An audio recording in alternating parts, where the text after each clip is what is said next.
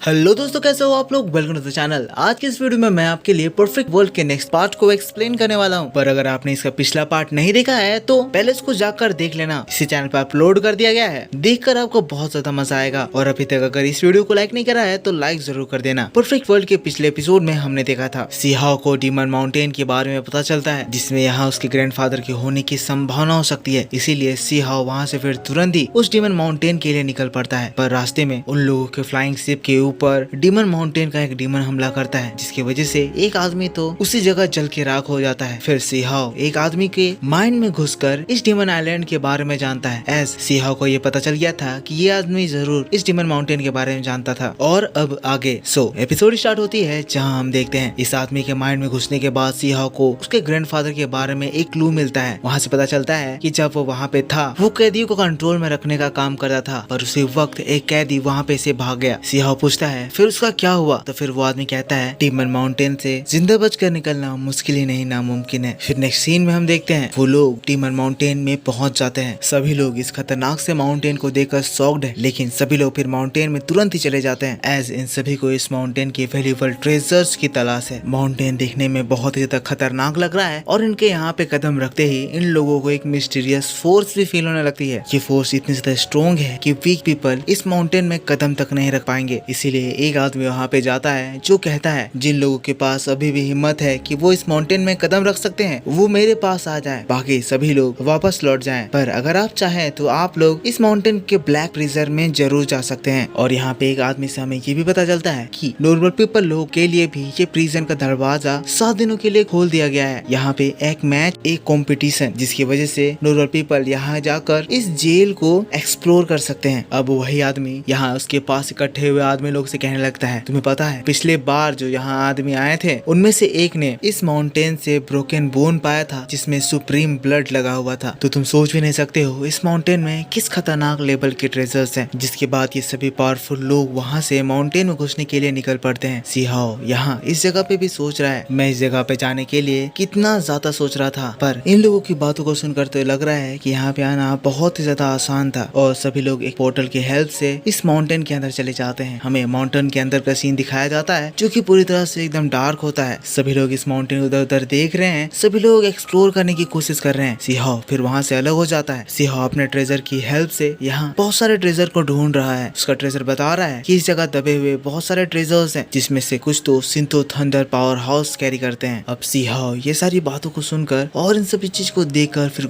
थोड़ा सा गुस्साने लगता है। तो फिर उसका ट्रेजर कहता है आखिर तुम अचानक से गुस्सा क्यों रहे हो। सी हाओ कहता है तुम यहाँ देख रहे हो ये पहाड़ कितना ज्यादा हार्ड है, इसको एक एडवांस टूल से भी खोदना कितना ज्यादा मुश्किल होगा, पर ये चाहे लोग मेरे ग्रैंडफादर से इसको अपने हाथों से या साइकिल से खुदवा रहे होंगे, मैं इस बात के लिए उन लोगों को कभी भी नहीं छोड़ूंगा। जिसके बाद नेक्स्ट सीन में हम देखते हैं सी हाओ एक प्रिजनर के साथ होता है। वो प्रिजनर से बातें कर रहा है और उसको यहाँ की कुछ अजीब बातों के बारे में पूछता है जो कि फिलहाल में हुआ हो। तो फिर वो प्रिजनर बताता है कुछ समय पहले एक ओल्ड मैन था जो कि इस प्रिजन से भाग गया था। उससे पहले खुदाई के दौरान उसने एक ट्रेजर पाया था। मैंने वो चीज देखी थी। जैसे ही उसने वो ट्रेजर पाया उसने उस ट्रेजर को खा लिया और उसके तुरंत बाद ही रॉयल गार्ड्स को ये बात पता चल गई। तो फिर वो उस ओल्ड मैन को पकड़ लिए, उस ट्रेजर को बाहर थूकने को कहा, लेकिन ओल्ड मैन का शरीर उस ट्रेजर की वजह से बहुत जोर जोर से चमकने लगा और हालात पूरी तरह से बदल गए जब उसने एक रॉयल गार्ड को बहुत बुरी तरह पीटा और जान से मार दिया। और ये पहली बार हुआ था जब इस ब्लैक प्रिजन से कोई आदमी जिंदा बचकर निकल पाया था। सी हाओ समझ जाता है कि उसके ग्रैंडफादर ही होंगे। जिसके बाद सी हाओ उस आदमी की बेड़ियों को काट देता है। एज सी हाओ ने इस इंफॉर्मेशन के बदले में उसका एस्केप का ही प्रॉमिस करा था। उस कैदी को वो बताता है कि कुछ दिनों में इस जगह पे भगदड़ मचने वाली है। मुझे लगता है वो एक अच्छा मौका होगा जब तुम इस माउंटेन से, इस प्रिजन से भाग पाओगे। प्रिजनर सी हाओ का थैंक्स बोलकर वहाँ से चला जाता है। लेकिन सी हाओ यहाँ पे दूसरे कैदियों का हाल देखता है जिसको ये रॉयल जनरल्स लोग बहुत ही बुरी तरह से पीट रहे होते हैं। एक तो इन लोगों को बहुत भयानक टाइप से